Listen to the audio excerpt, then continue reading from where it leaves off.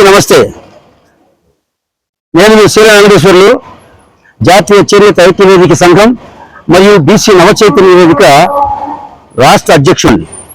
మిత్రులారా, ఈరోజు బీఎస్లో సోమవారం బాపట్ల జిల్లా కలెక్టర్ గారిని కలవడానికి వచ్చాము. రాష్ట్ర ప్రభుత్వం ఇటీవల నేతన్న సేవల పేరుతో రాష్ట్ర వ్యాప్తంగా 70,000 మందికో 60,000 మందికో ఇచ్చామని ప్రకటించింది. అలాగే గత 2 నెలల క్రితం కూడా చేనేతలకు 200 యూనిట్లు ఉచిత కరెంటు అమలు చేశామని చెప్పుకుంటుంది. సంతోషం, ఈ 2 పథకాలు అమలు చేశారు, వాస్తవం. కానీ అందులో ఉన్న లొసుగులేంటి, దాని మీద ఈరోజు మేము కలెక్టర్ గారికి వినతి పత్రం ఇవ్వడానికి వచ్చాం. ముఖ్యంగా ఈ రాష్ట్రంలో చేనేత జనాభా 18 కులాలు, 45 లక్షల జనాభా, చేనేత మీద ఆధారపడి బతుకున్న కుటుంబాలు 1,00,000 కుటుంబాలు ఉన్నాయి. దీనికి మళ్ళీ ఉపవృత్తులు కూడా ఉన్నాయి. గత దశాబ్ద కాలంగా జగన్మోహన్ రెడ్డి గారి ప్రభుత్వంలో, అంతకంటే ముందు చంద్రబాబు నాయుడు గారి ప్రభుత్వంలో, ఇప్పుడు ఈ ప్రభుత్వంలో కూడా మేము అనేక సార్లు కలెక్టర్ల ద్వారా ముఖ్యమంత్రి గారికి ఎన్నోసార్లు విన్నవించుకున్నాం.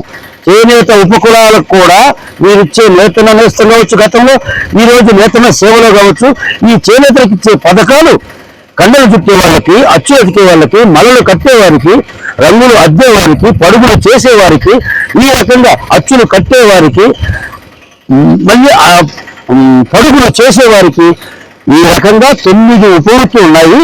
ఈ అందరికీ నేతన్న నేస్తం కావచ్చు, ఇప్పుడు నేతన్న సేవలు లేదా గత 2 నెలల క్రితం అమలు చేసిన చేనేతలకు ఉచిత 200 యూనిట్ల విద్యుత్ కూడా అమలు చేయాలని కోరుతున్నాం. కానీ ఈ రాష్ట్ర ప్రభుత్వం పరచేలు పెట్టింది, గత ప్రభుత్వం కూడా ఇలాగే పరచేలు పెట్టింది. మేమేమంటున్నామంటే, మీరు చేనేతలకు చేస్తుంది అరాకురా చేసి చేతులు దోపుకొని ఈ పథకాలు అమలు చేసేవంటే కుదరదు.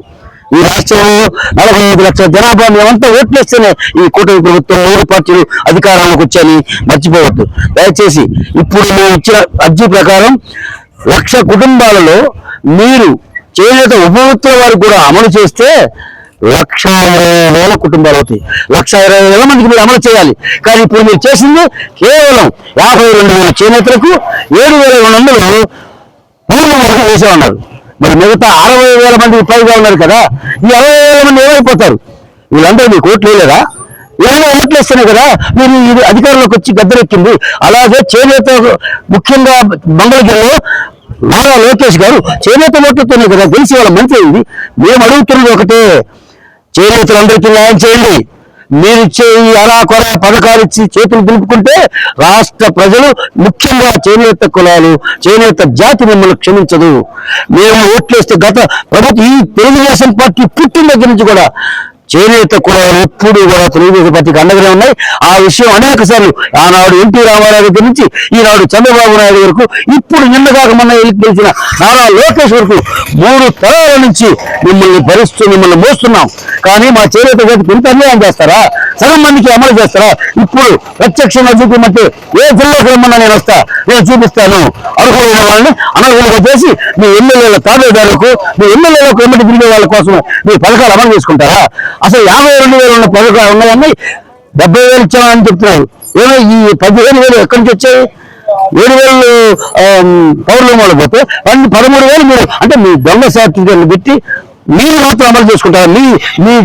మీ పక్కన ఉండే తాబేదారులకు, మీ పక్కన ఉండే మీ కార్యకర్తలకు, వాళ్ళ కోసం అయితే అర్హులైతే ఇవ్వండి. కానీ మగ్గం లేని వాళ్ళకి కూడా అమలు చేశారు మీరు. నాకు ఇప్పుడు చెప్తున్నాను, నేను మగ్గం లేని వాళ్ళకి చేనేత అంటే తెలియదు, అసలు చేనేత కోలు కూడా కాదు. ఇంత అన్యాయం ఎలా చేస్తారండి? గతంలో జగన్మోహన్ రెడ్డి ఇలాంటి లొసుకులు పెట్టి దొంగ పనులు చేసే ఇవాళ 11 సీట్ల పరిమితమయ్యాడు. రేపు 3 పార్టీలు 3 రోజులు 6 సీట్లకి పరిమితం అవుతారు. గుర్తుపెట్టుకోండి, ఈ ప్రభుత్వాన్ని మేము ఎప్పుడూ కూడా మేము చేనేతలము ప్రభుత్వాలను ధిక్కరించే పనులు, లేకపోతే అనారోగ్య పనులు, అన్పార్లమెంటరీ భాష మేము వాడం. కానీ ఎందుకు చెప్తున్నాం? కడుపు రగిలిపోతుంది. కుటుంబాలు, చేనేత పరిశ్రమలు సర్వనాశనం చేశారు ఈ పాలక వర్గాలన్నీ కలిపి. ఈ రోజు ఇచ్చే పథకాలు కూడా అరాకురా వాళ్ళకి ఇచ్చుకుంటూ, అసలు మగ్గం అంటే తెలియని కూడా అమలు చేస్తుంటూ నిజమైన అర్హులందరినీ అనర్హులుగా ప్రకటిస్తే మేము ఎవరికి చెప్పుకోవాలి? అందుకే కలెక్టర్ గారికి చెప్పాం, ప్రభుత్వాలకు విన్నవించుకుంటున్నాం. మళ్ళీ ఒకసారి రెక్టిఫై చేయండి. మీరు నిజాయితీగా అందరికీ పథకాన్ని అమలు చేస్తేనే మీరు మళ్ళీ అధికారంలోకి వస్తారు. లేదంటే ప్రజలు వాళ్ళ నిర్ణయాలు తీసుకుంటారు. మరో ప్రభుత్వం వస్తుంది, ఈయన పోతే ఆయన, ఆయన పోతే ఈయనని. ఆ రెండు ప్రభుత్వాలే కాదు, ఈ దేశంలో నిన్నగా మనం చూసాం కాక్రోచ్ ఉద్యమం ఢిల్లీలో, అంతకంటే ముందు తమిళనాడులో చూసాం.